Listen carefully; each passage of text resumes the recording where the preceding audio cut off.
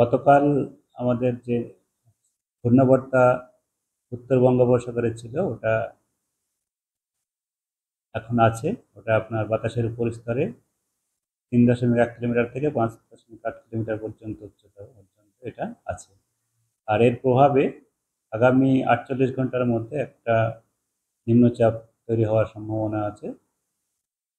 আর গত 24 ঘন্টাতে আমাদের যেটা ওয়েদার হয়েছে, রেনফল, বৃষ্টিপাত হয়েছে প্রায় সর্বত্রই, এবং আমাদের স্বাভাবিক বৃষ্টিপাতের থেকে অনেকটাই বেশি বৃষ্টিপাত হয়েছে। ভারী থেকে অতি ভারী বৃষ্টিপাতও এক দু জায়গা করে হয়েছে। সর্বোচ্চ বৃষ্টিপাত ছিল উলুবেরিয়ায় 118.4 মিলিমিটার। আর এখন আমাদের মনসুন সিজনের বর্ষাকালের যে সিজনাল বৃষ্টি, 1 জুন থেকে আজকে 24 আগস্ট পর্যন্ত সাউথ বেঙ্গলে আমাদের স্বাভাবিক রেঞ্জে এসে গেছে। 700.7 মিলিমিটার হয়েছে। 842.8 মিলিমিটার স্বাভাবিক এই সময়ে হয়। 17% কম আছে, কিন্তু আমরা এটা স্বাভাবিক রেঞ্জেই বলি, কারণ +-19 পর্যন্ত আমরা স্বাভাবিক রেঞ্জ বলি।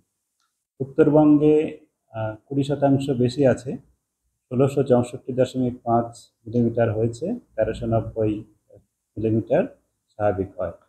কলকাতাতেও স্বাভাবিক রেঞ্জে এসে গেছে। কলকাতাতে হয়েছে 803.9 মিলিমিটার, স্বাভাবিক হয় 959.7 মিলিমিটার, 16% কম আছে।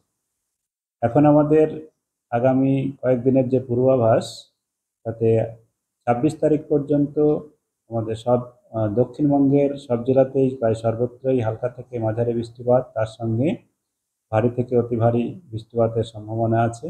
যেমন আগামী 24 ঘন্টায় ভারী থেকে অতি ভারী বৃষ্টিপাত সম্ভাবনা নর্থ সাউথ 24 পরগনা, আর আমাদের উত্তর আর দক্ষিণ 24 পরগনা দুটোতেই, আর পূর্ব পশ্চিম মেদিনীপুর।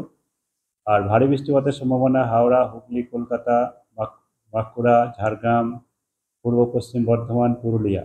আর সব জেলাতেই বজ্রবিদ্যুৎ সহ হালকা থেকে মাঝারি বৃষ্টিপাত প্রায় সর্বত্রই হবে।